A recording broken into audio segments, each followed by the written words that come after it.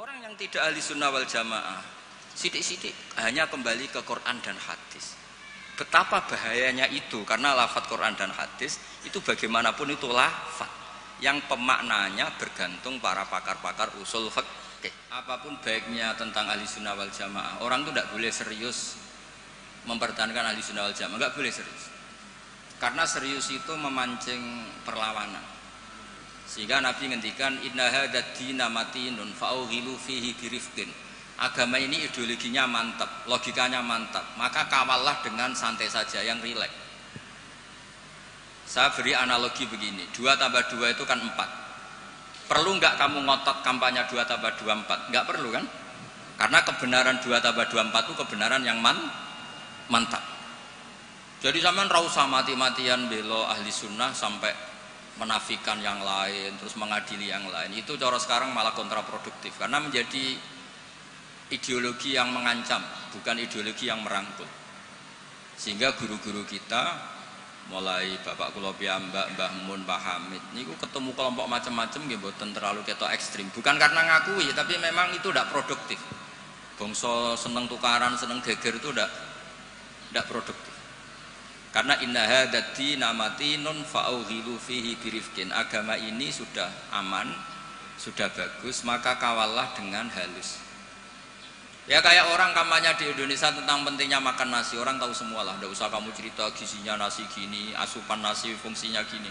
Orang sudah tahu lah fungsinya apa? Nasi. Begitu juga fungsinya madhab ahli sunnah apa? Wal jamaah. Satu madhab yang sanadnya jelas, akurasinya jelas. Nah, saya tak cerita tentang sanadnya Pak Hamid. Pak Hamid dulu diantaranya tentu ngaji sama abahnya sendiri, Kiai Abdullah. Karena itu sudah babul ilm, darul ilm, sudah komunitas ilmu. Di antaranya beliau pernah ngaji juga di Kiai Khalil Harun. Kiai Khalil Harun masih pernah mbah-mbahnya Mbah Maimun. Terus ngaji sama Mbah Dimyati di Termas. Mbah Dimyati itu adik kandungnya Kiai Mahfud At-Turmusi.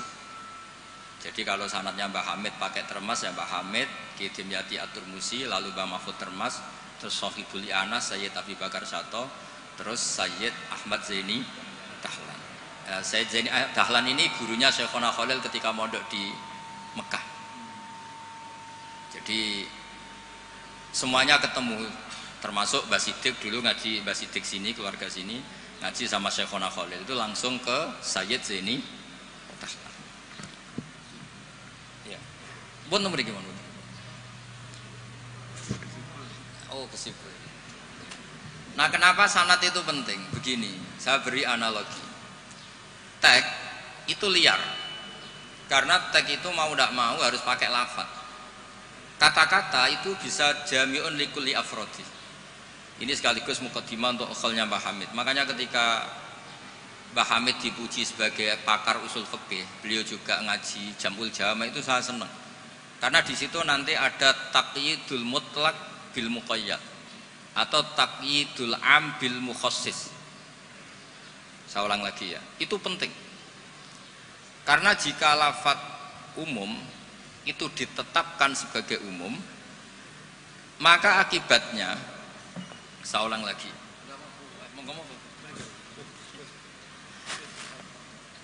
ya, saya teruskan ya.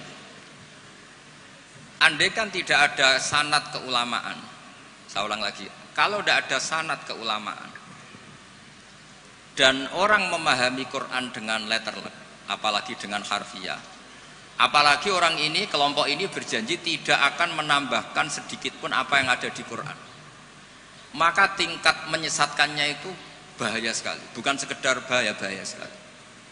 Saya beri contoh, misalnya contoh yang gampang-gampang saja, yang jusnya belum terlalu jauh. Wa antasma'u bainal ukhtaini illa ma qad salaf. Di antaranya kita tidak boleh nikah perempuan, misalnya Anda menikahi Mbak Sri gitu, sekaligus nikahi adiknya. Wa antasma'u bainal ukhtain. Itu jelas di Quran hanya menyebut wa antasma'u bainal ukhtain. Zaman Nabi Sugeng, Nabi itu ya nambahinnya hanya sedikit. Wala bainal mar'ati wa ammatiha wala bainal mar'ati wa kholatiha. Juga enggak boleh kamu nikahi Sri sekaligus nikahi buliknya atau budenya, baik dari bapak maupun bulik dari ibu. Berarti yang disebut Quran hanya bainal ukhtain Yang disebut hadis hanya bainal mar'ati wa ammatiha wa kholatiha, hanya dua orang, dua kelompok. Sementara tidak menyebut wala bainal mar'ati wa jaddatiha. Kemudian orang-orang fikih yang muktabar semuanya sepakat tidak boleh nikahi perempuan dan orang yang ada hubungan mahram. Sehingga ada kaidah dua perempuan yang andai kan salah satu itu lelaki kok tidak boleh nikah, maka tidak boleh dinikahi satu lelaki fi nikahin wahid.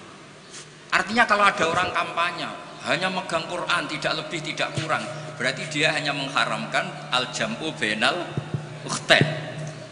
Itu betapa bahayanya dalam Islam. Terus orang nikah istri dan budenya, orang nikah istri dan mbahnya, mbah dan cucunya, kayak apa bahayanya?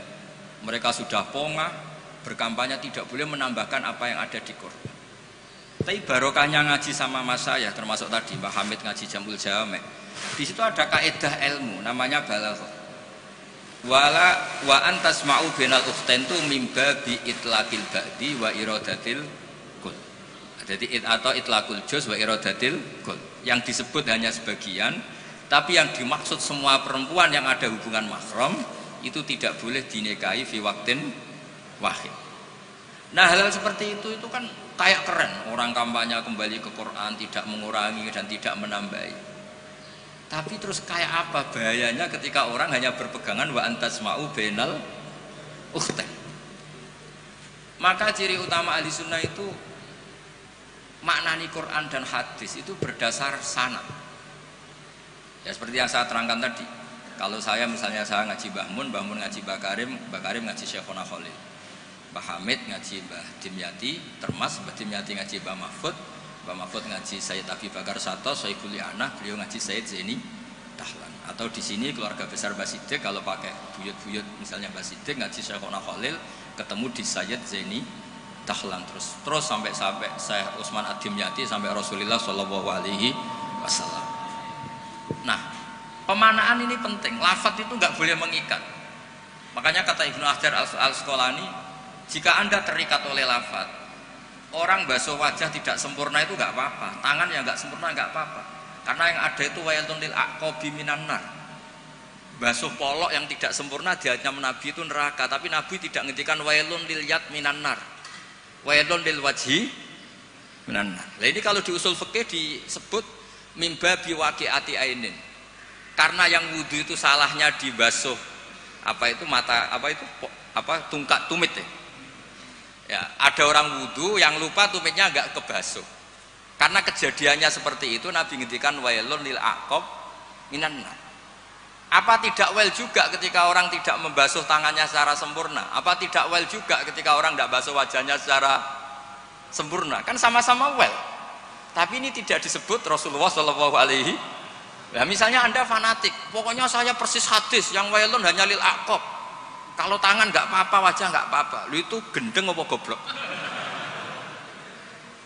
Wes goblok kampanyane saya berpegangan hadis orisinil kata Pak Idris tadi asli katanya. Nah, jadi bahayanya baca hadis tanpa ilmu usul fikih kira-kira seperti itu. Ada misalnya tak beri sekian contoh, nak sama Rafa ya kebangetan. Tadi sudah dua ya. Normalnya dua itu sudah pinter. Ini terakhir contohnya ketiga. Layak dil qadi wa huwa ghadban. Orang itu tidak boleh bikin keputusan penting, apalagi seorang qadi. Nak kepengen nyebut Gus Yusuf apalagi wali kota. Ini kemarin sebelum jadi wali kota perjanjian, Gus jenengan wali beneran, saya ingin wali kota saja. Ini keluarga kiai tapi cita-citanya sederhana. Jadi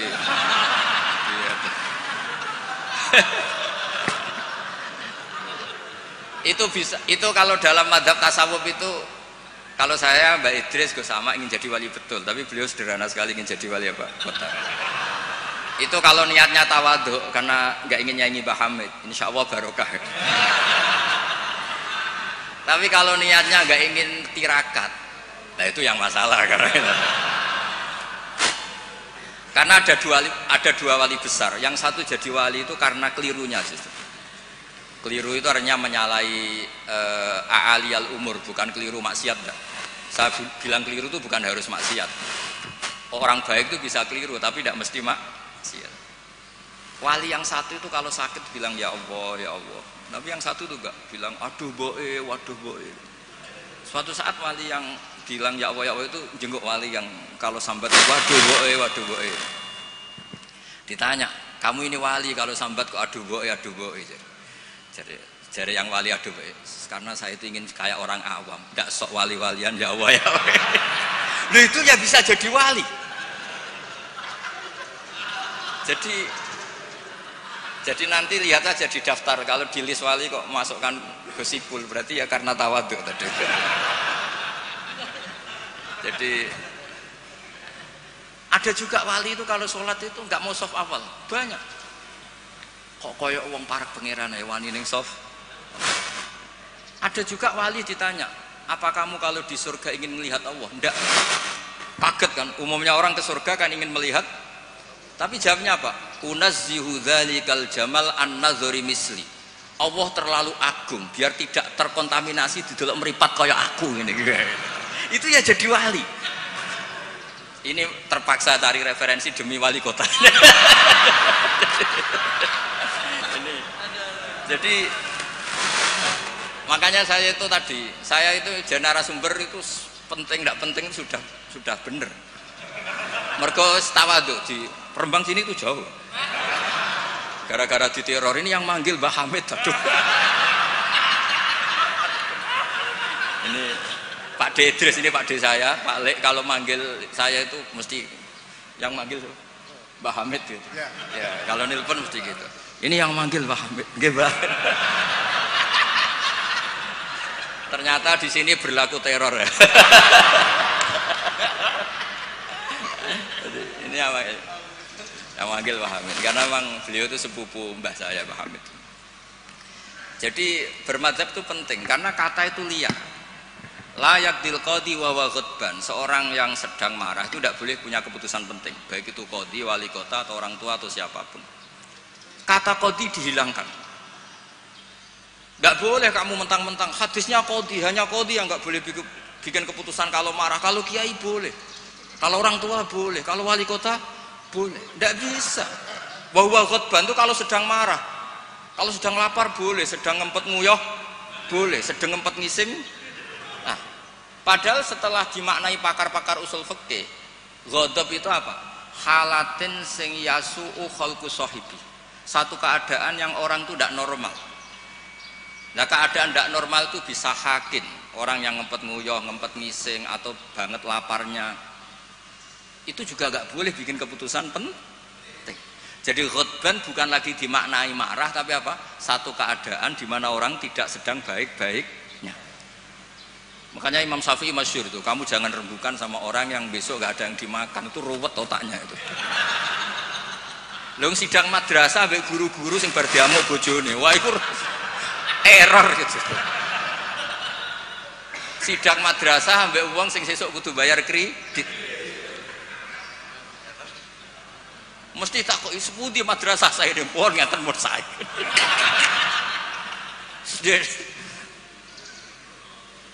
Akhirnya kata ghadban tidak sebagai ghadban. Qadhi juga tidak sebagai qadhi. Fatta sa'a bisa babil fahmu. Ijtihad itu menjadikan logika menjadi luas. Nah, orang yang tidak ahli sunnah wal jamaah sidik-sidik hanya kembali ke Quran dan hadis. Betapa bahayanya itu, karena lafadz Quran dan hadis itu bagaimanapun itu lafadz yang pemaknanya bergantung para pakar-pakar usul fikih. Nah, usul fikih ini yang ngerti. Ini kalau di balaghah bab ini kalau di ilmu lughat begini.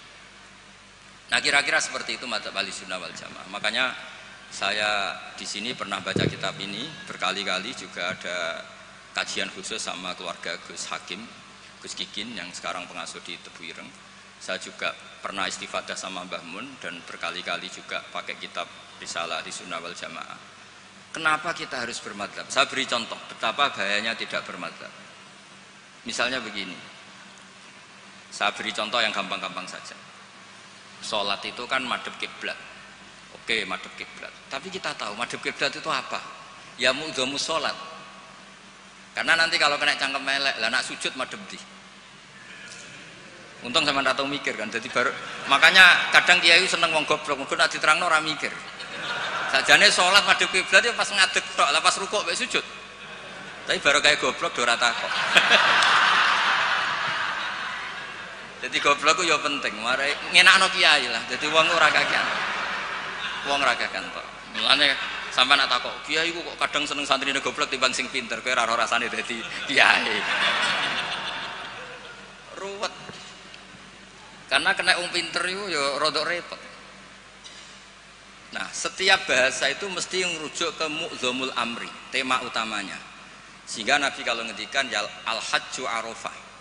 Apa haji itu tidak ada tawaf, apa haji itu tidak ada sa'i. Tapi kok Nabi ngendikan al-hajju arafah, mu'dzamul haji arafah. Nah, bahasa-bahasa seperti itu andaikan orang nggak ngerti usul fikih terus maknanya al-hajju arafah, sementing wis ning arafah. Nah, iya. Itu kan yo ribet. Jadi intinya itu apapun teks yang Anda baca di Quran dan hadis itu pemaknaannya harus ikut ulama.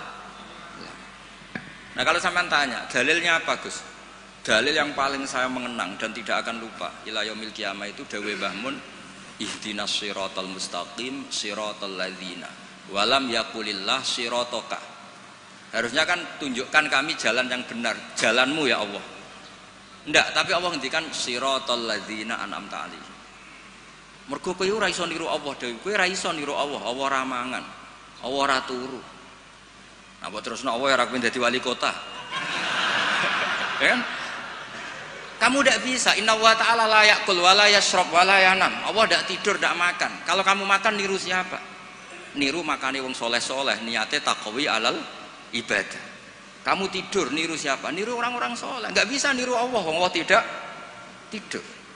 Nah, berarti kalau kamu ingin benar harus butuh sanad, karena ketika Allah ngendikan siratal mustaqim itu siratal ladzina an'amta alaihim. Itu dalil paling kuat betapa pentingnya sanad. Makanya sampai ada pepatah yang sangat mengancam tadi, manta alama bila sehin fasehuhu setan. Itu ancaman yang benar sekali, karena betapa bahayanya orang misalnya hanya berdasar terjemah atau teks kemudian dia nyimpulkan hukum. Padahal lafadz ini adalah terjun bebas, karena tadi lafadz itu jamek, dia akan kemana saja yang masuk afrodnya kalau dalam ilmu usul fikih. Tapi nanti setelah ada momentum muqtadul hal itu baru proporsinya hanya sampai mana. Misalnya sampai lihat Syekh Nawawi Al-Bantani, faktul musyrikina, bunuhlah orang-orang musyrik. Itu ayatnya akan ekstrim, misalnya haitsu wajadtumuhum, kapan saja kamu menemukan mereka. Tapi sampai lihat di Syekh Nawawi, al musyrikin ayna kitsina khosotan, yang melanggar perjanjian, atau al muharibin, yang merangi kamu. Tidak semua orang musyrik kamu boleh kamu perangi, karena ada musyrik-musyrik yang wa in janahu lisalmi fajnah laha wa tawakkal ala. Lafadznya umum tapi harus proporsional. Kalau sampean contoh ini gak paham, tak kayak contoh yang paling mesti kayak paham. Nah, paham kebangetan. Kamu kalau istri kamu sedang seneng-senengnya, wes sama sampean karep opo tak turuti. Opo wae? Jebule terusin, aku ben wayoh, Dik. Terus, yo ojo iku. Jare opo wae kan gitu. Ya kan? Jadi semua lafadz mamin amin illa wa yukhassas, tidak ada kata am kecuali yadkhuluhu takhsis, kecuali ada takhsis. Misalnya kamu seneng sama istri, wis kemana-mana berdua, kayak apa nak ngising berdua. Jadi lafadz-lafadz, nah ya artinya kalau ada lafadz umum ning Quran hadis mesti ada mukhassis. Mamin amin illa wa yadkhuluhu takhsis. Sama seperti di tafsir Jalalain, innallaha ala kulli syai'in qadir, tidak memasukkan yang mukhal. Tidak boleh ada pertanyaan gini, ayak diruwahu ta'ala ayyud hibadatahul aliyah, apa Allah mampu menghilangkan zatnya yang agung? Ya tidak boleh, kudroh hanya tata alaku bil mumkinat, tidak boleh kudroh ta'aluk sama mukhal. Apa Allah kuasa menjadikan 1 ditambah 1 itu 13? Ya Allah kok bocah goblok. Tidak bisa, kudroh itu hanya ta'aluk sama yang mumkin. Karena Allah ala kulli syai'in qadir, ala kulli syai'in qadir, wali kota ya iso dadi nabi, ya repot. Ya ora iso ditutup. Iku sebarang mukhal. Paham ini? Yus ngono iku ahli sunnah wal jamaah. Nek pinter nganti ngono iku ahli sunnah wal jamaah. Mpun iki deal ya.